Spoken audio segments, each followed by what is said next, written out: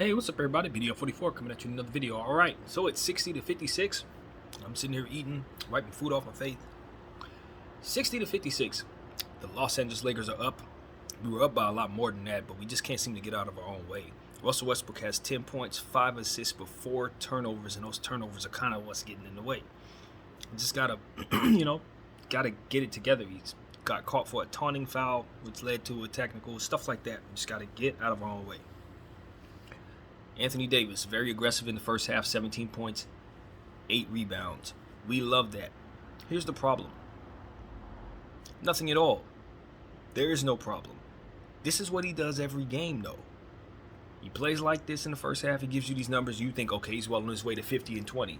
And then he walks away with like 19 and 10. It's like, bro, you got to continue doing what you did in the first half in the second half. And if you can't do that, then you know what I'm saying? It's all for naught. It's really, really impressive, but it's not gonna be so impressive if that's all you got. And that's the thing. It's like, don't get gassed out. He was really, really tired in that first quarter, I saw, and so we just gotta, continue to try to work with him, and hopefully his conditioning can hold up. Lonnie Walker is back, and Patrick Beverley's back, which is definitely a welcome sight. I think that's one of the reasons why we're doing as well as we are. We got those guys back, and they're being aggressive. So we really like that. Saw some good things, a Euro step from Patrick Beverley. We just want to see him get his shot. So that's definitely what I want to see. Austin Reeves, we've been calling him out for not playing very well as of late. He's giving me what I want to see. Account for some scoring for your team. Assists and points. Look for your shot. Be aggressive. Get to the line. Get to the rim. He's doing those things, and I'm happy about it. Max Christie, rebounding the ball. That's what he's doing. He's gobbling up boards. If you can't do anything else, pick a stat and attack it if you're a youngster. I watched Rondo do that as a rookie with the stats, with the steals category, and I'm watching Max Christie try to do it with the rebounding category. Just, if you can't do nothing else, hoard as many boards as possible with your time. That will earn you more time. It's the easiest thing you can do. It's the easiest thing you can control. You ain't got to put a ball in the hoop. You ain't got to make, it's not contingent on somebody else making a basket. No, just every time you see the board, box out, hustle to it, and his length is helping him get to it. So I like it. I think we need to continue to play him.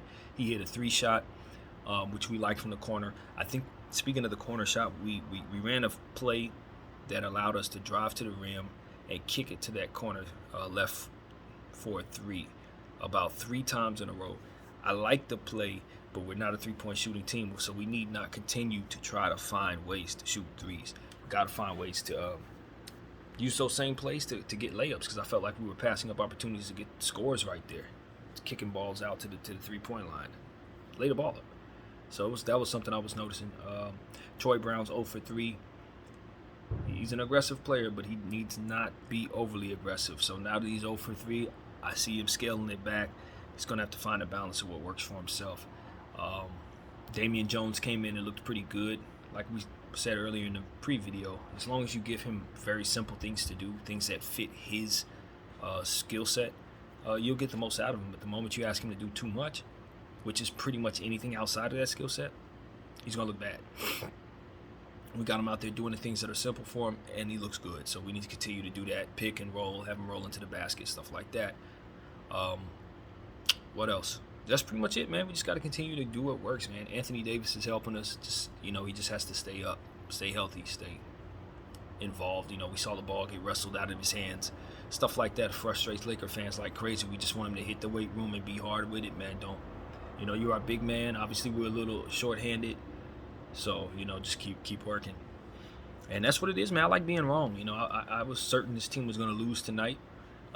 We've been playing very well to start this game. However, the last 4 games we've started very well. Anthony Davis been playing great. We've had opportunities, and we still end up coming out of the third quarter getting blown out or some nonsense like that. So we want to get better. We want to come out of the third quarter and put an emphasis on what it is that we need to do to have energy, and match up properly, and ultimately not get caught off guard.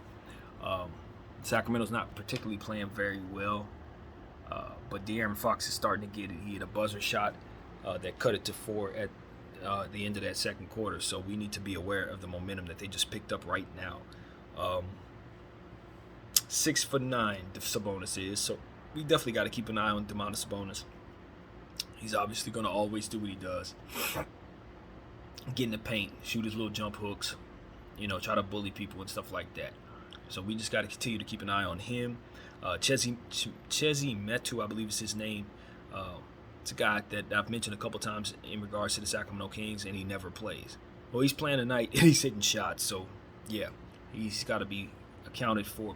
And just I really appreciate what the Lakers are doing, stealing the ball. That's kind of what's happening right now. The Sacramento Kings had 9 turnovers against the Cleveland Cavaliers. They have 10 turnovers right now at the half against us. 9 of those are forced. So that is where we're really making our money. It's a combination of just about everybody who played, role players included. They're getting steals. So we need to continue to try to do that against this team, who's also very good at getting steals, and they have a bunch of them as well too. So that's what I see there. The Lakers' defense is turning into offense, and it's working.